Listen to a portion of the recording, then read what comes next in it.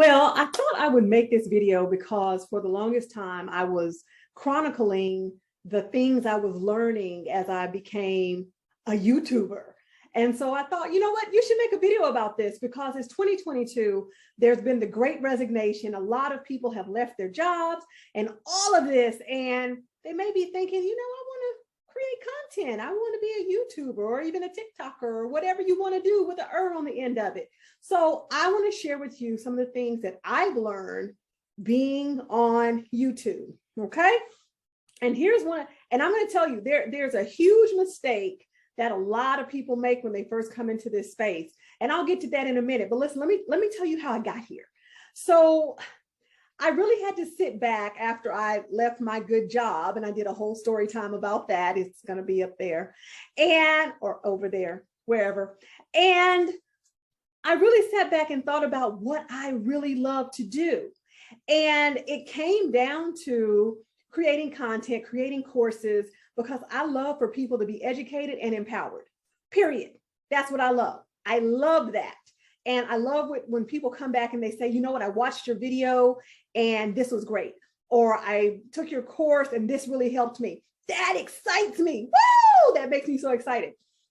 But again, I had avoided YouTube for the longest time. I saw people that started channels. It seemed like it took over the very breath of their being. And I was like, yeah, I'm not going to be able to do that. I have too much to do and I don't want to do anything halfway. I feel like if you're not going to do it right, then don't do it at all. Okay, y'all, tell me you saw 5 Heartbeats. Okay, if you didn't, look it up. Anyway, so I finally sat back and I said, this is what I want to do. And I felt like I heard a voice speaking to me, telling me YouTube. And ultimately I said, you know what, I'm going to turn YouTube into like a global classroom. We're going to have quote unquote classes and that's what I'm going to do. And in that, it was really interesting because as the weeks went on, I found myself learning oodles and oodles of lessons, right? And these are lessons that you can benefit from. So I hope you're willing to hang out for a minute. All right. If you haven't already hit the like button, do that. That's like saying thank you for making the content, which is one of the things that I learned. You know, I am an avid YouTube spectator. That means I watch a lot of YouTube. And I realized once I launched my channel, how valuable that like button is. So that's one of the first things that I learned. First of all, saying like is the least you can do. Okay, I know everybody wants you to ask for subs and all of this, but saying like is the least that you can do if you've been here for a whole 30 seconds. Here's why. Because you want your watch times to be good. Okay, you want your watch times and your likes to be good. And I'm all for that. If I've created something and you feel like, yes, Stephanie, you're talking to me, then you hit that like button and you say, thank you. All right. And then you hang out for a little bit longer. Here's the thing, you know, a lot of people love to ask you to subscribe. And listen, I've asked you to subscribe on my videos. I no shame. But here's what I've learned is that you really want people to like your content.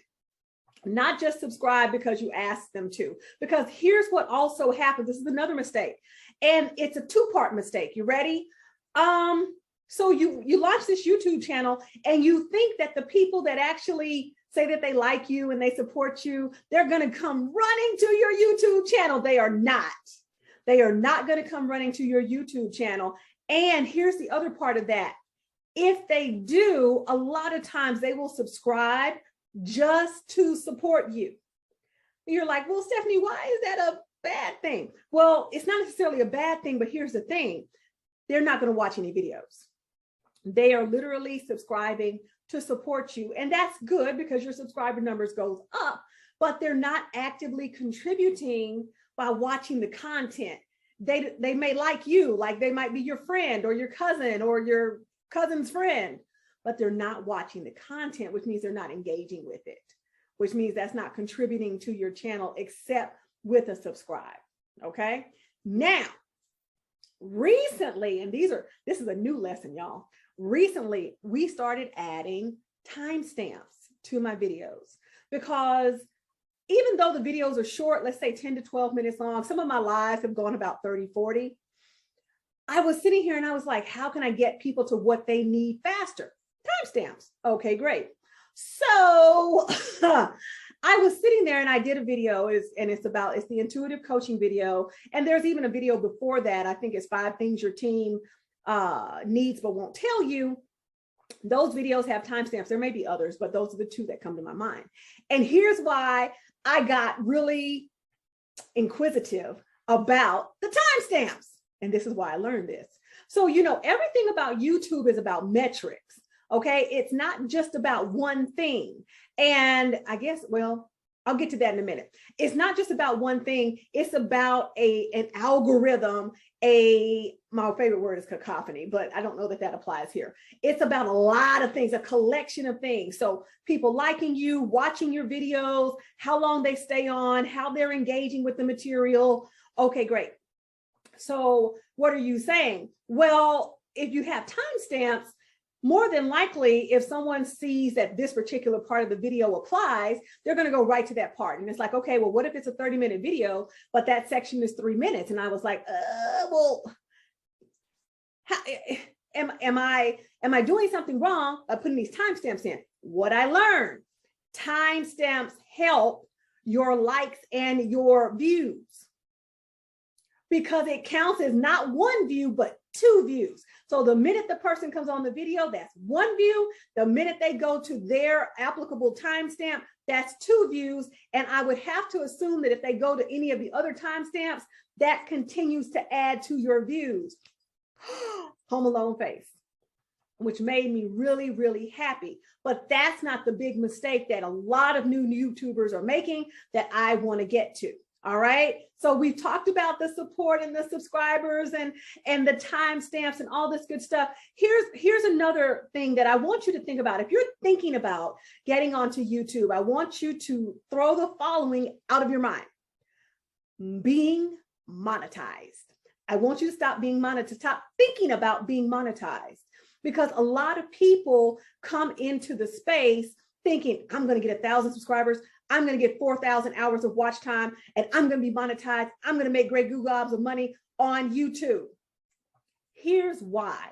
First of all, you don't have to get to 1,000 subscribers or 4,000 watch hours to be monetized.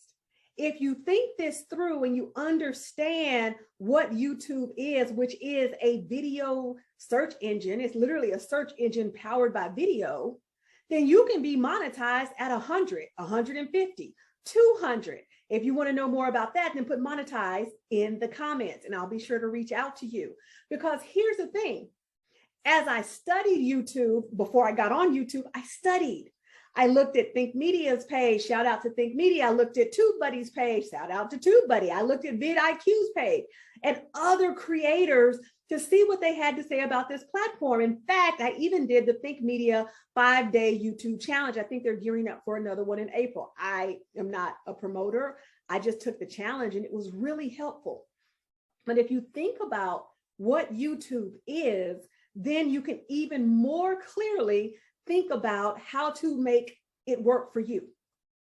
If you want to sell a product, if you want to sell a class, if you want to sell an experience, you can tie that in from day one. So you're not exactly waiting on 1,000 subscribers and 4,000 watch hours in order to be monetized. You can generate revenue from YouTube. I'm generating revenue from YouTube. I'm generating leads from YouTube. I am nowhere near 1,000 subscribers. Growing daily, definitely further along. And I promised myself I would show my subscriber count when I hit a particular number, and we're almost there. I'm a little anal, sorry. But don't focus on the 1,000 subscribers and the 4,000 watch hours. Focus on creating messaging that is going to empower people. Focus on creating messaging that your target audience wants to hear. What do people want to hear from you? What do they want to know? If you love to do makeup, I love to do makeup. I have yet to do a makeup tutorial because I shouldn't do a makeup tutorial, but I love to do makeup. Okay, great. Awesome. Do you love to do makeup? Then talk about makeup. Do you love business? Then talk about business. Whatever it is, I have this sneaky feeling like I might be like coming out of this jacket. So we're going to find it. No, I'm not coming out of it. So not in that way. I thought it was like wide open. I was like, here you go, Stephanie on cam. No, I'm kidding. But think about what is really meaningful to the people that you want to serve. One of the big mistakes, and this is not the big mistake, but this is a big mistake with everything. And I'm a person who have coached business owners, new coaches. A lot of people make the mistake of saying, this is what I want to do, and I'm going to put it out into the world and hope that people want it. And I'm like, okay, reverse it. Let's reverse engineer that. Who do you feel led to serve? Okay, look at that particular demographic. Okay, what are their wants and their needs? Where are their pain points? Where are their hurts? What are they looking for? And then create content to support them in that. I believe 𝘃𝗵𝗶𝗀 calls it service-driven content versus, or serving. I don't know, but they call it something where you're not really talking about yourself. Because here's the thing, if you're hyper focused on that 1,000 and that 4,000, then you're just like, you know what, I'm going to say this, I'm going to say that. Oh my God, these people got amazing views on this particular video. And I'm like, listen, just like in anything, people will buy you when you are you. They're not going to buy you acting like somebody else. There has to be some level of sincerity in this if you're going to show up and present. Now, if you're doing other things on YouTube, if you're doing re-uploading, if you're doing meditation channels, there's so many different ways you can make money on YouTube, then this may not apply to you. But if you're saying, I want to leverage my personal brand and create content on this platform, then think it through. All right. Okay. Now you're still here. Yay. So now we're going to talk about that big mistake, right? Because this is going around, and I was in enough YouTube groups to see this. Now, this often sounds like a really good idea because it's like, yeah, okay, that makes total sense. I'm a new YouTuber. They're a new YouTuber. We should be new YouTubers together. But listen, this is one of the biggest mistakes you can make, and it ties right back to what I was telling you about having people subscribe that do not watch.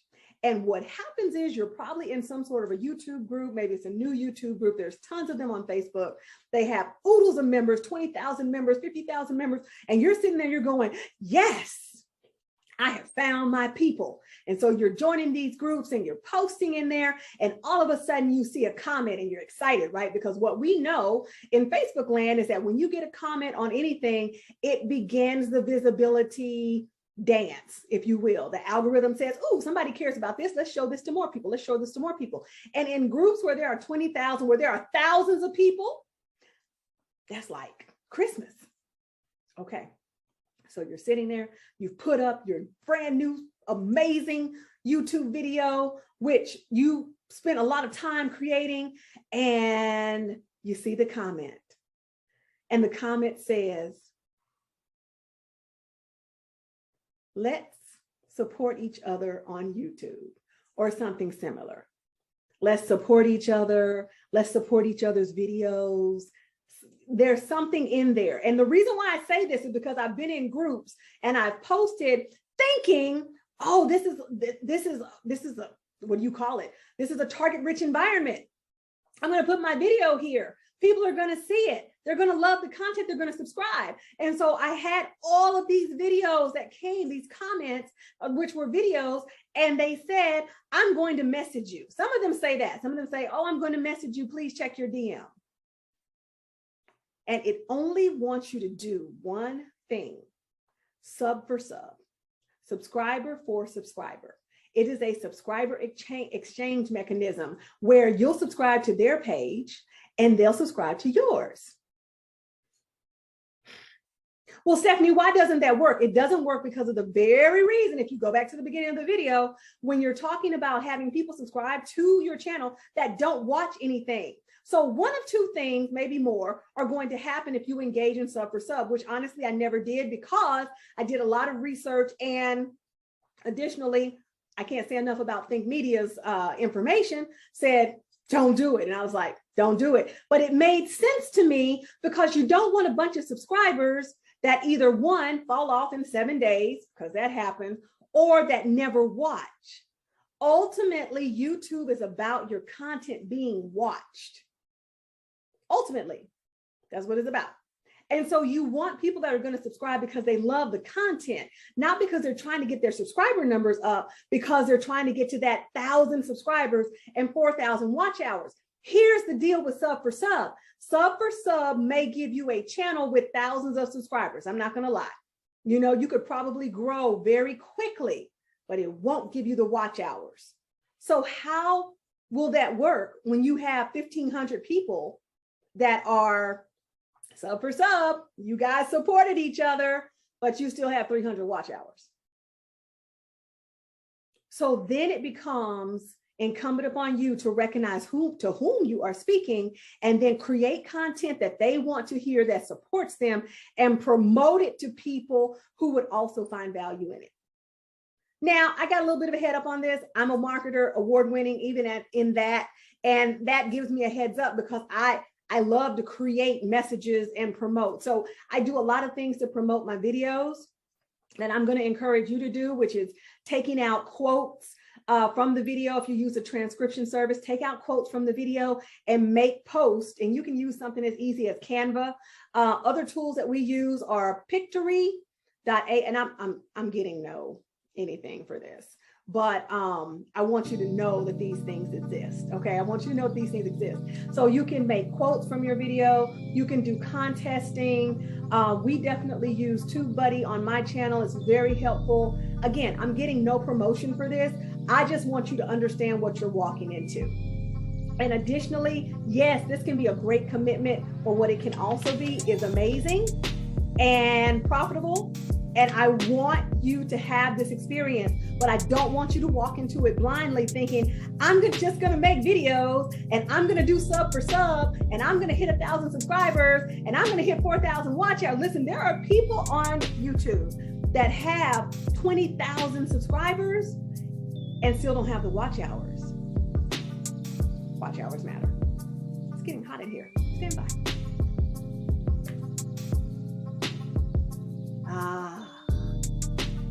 You always have to understand what you're doing when you're doing it, right?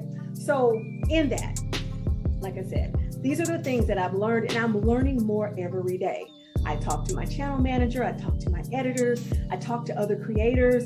I'm amassing resources every single day. And so though I might be new at the YouTube part, I'm not new at the content creation part. And so that excites me. And it excites me that I can create content, put it into the YouTube world, and people all around the world can see it. And so if that's something that excites you too, I want you to do it, but I want you to do it with a clear mind. I want you to do it with a clear understanding of what you're actually walking into.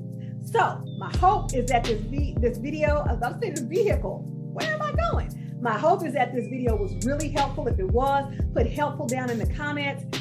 And ultimately, that's all I have to say about that. My name is 𝘃𝗵𝗶𝗀. I'm a speaker, teacher, author, and coach.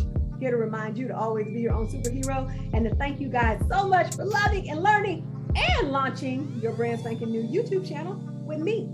Have a beautiful day, and I'll see you on the next video. And better yet, if you have a video, put it below.